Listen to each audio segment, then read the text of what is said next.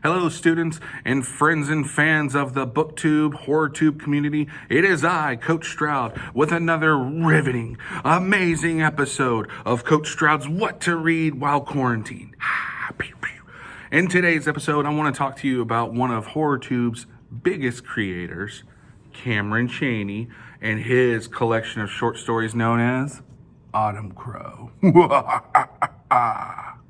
Autumncrow. It is an amazing collection of short stories, again from Cameron Chaney. And if you haven't checked out his YouTube page, it is Library Macabre.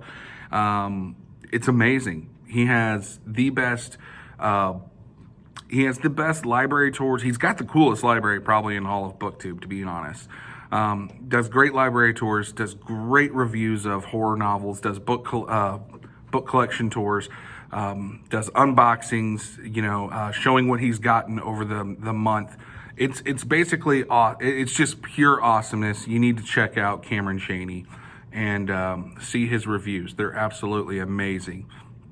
Now, Cameron Chaney and I have a connection, even though he probably doesn't know it, or maybe he does, who knows. But we are connected via the Local Haunts book. We both have a story in it, and it's fantastic. And I just wanted to take a moment to talk about his wonderful collection of short stories known as Autumncrow. Now, some of you at home might be looking at this and going, wow, the cover looks very similar to some other covers I've seen lately. And that would be true, yes. See, Cameron Rubik, my guy, he painted the beautiful cover for this Autumncrow book. It's just phenomenal. It's got the trademark skull skeleton with the big bug eyes. Love those covers. Every cover that Rubik has done so far, including the Local Haunts cover, has just been amazing. And it's no different here. This one sets the tone for Autumncrow perfectly. Absolutely perfectly. Autumncrow is not a very big book. It's a very quick read. I read it, I think, in I believe in like three separate sittings, and over a span of 2 days. And I was done relatively quickly, but I want to let you know that it packs the punch, and it's a very different kind of punch. So Cameron Chaney, his writing is very good. It's very gripping. It had me wanting more.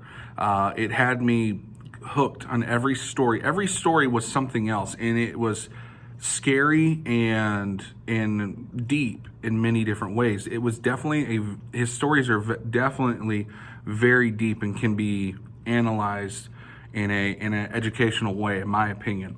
And that's a nice change for the horror genre, in my opinion.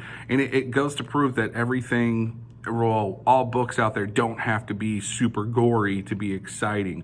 In fact, there's little to no gore at all in this book, and yet it's still effective and still creepy. I want to go through the short stories with you really quick.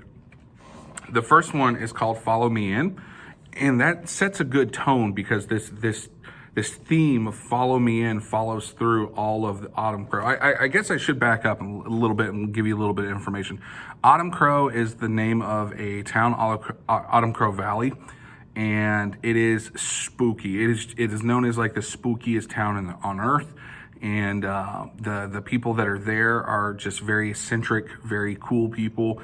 They love Halloween. So Follow Me In is the first story. It starts off the theme of pretty well. It starts off the theme of the book pretty well. Pumpkin Light comes next, and that one was very interesting. It's dark but beautiful at the same time, and involves heartache and loss and love. Burnt Brownies, excellent story, very, very cool. I have to say, Burnt Brownies is definitely one of my favorites. It's about a sister and her young brother, the young brother who can see an apparition, and the sister who's trying to throw a Halloween party, and the mayhem that ensues. Frost, that was a cool little story. It's just neat. It's about a teenager who's trying to break away from his family and to get away and start his own life, but not understanding the consequences that surround running away from home. Saving Face, this one was probably definitely my favorite. Actually, I'm going to go ahead and say Saving Face was definitely my favorite story. It's a neat little simple concept. It was a shorter story, but it was a cool concept. I really dug it. It was very creepy and eerie. Yeah, love Saving Face. I have no mouth and I must feed. That's the next story. This one's based off of that I Feel Fantastic robot video that has gone all over YouTube and is incredibly creepy. And the lore that's behind it. So it's neat that Chaney was able to bring that element of YouTube into the book. And I think it's just really cool. It's a cool little take on it. And it was definitely pretty freaky. It freaked me out. Crypt TV, awesome story. Absolutely awesome. I loved it. I thought it was great.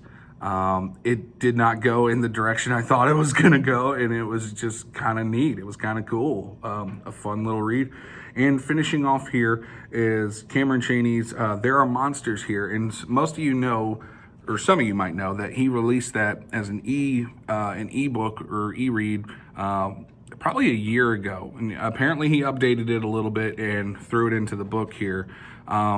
It's the only one that doesn't directly fit into Autumncrow Valley per se, like the actual town, but it does have a connection to it, a sidebar connection through the mother. But still, a very good, well-written story, just about people and their own personal monsters. Overall, a great read. Very short, but very good, very effective. I highly recommend people picking this up.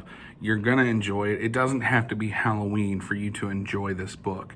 In fact, it's late November right now when I've read this, and it's very good. So if you get a chance, check out Cameron Chaney's Autumncrow. Check out his YouTube channel, and also check out Cameron Rubik and all of his artwork. Until next time, this is Coach Stroud. I'm out. Deuces. Bam.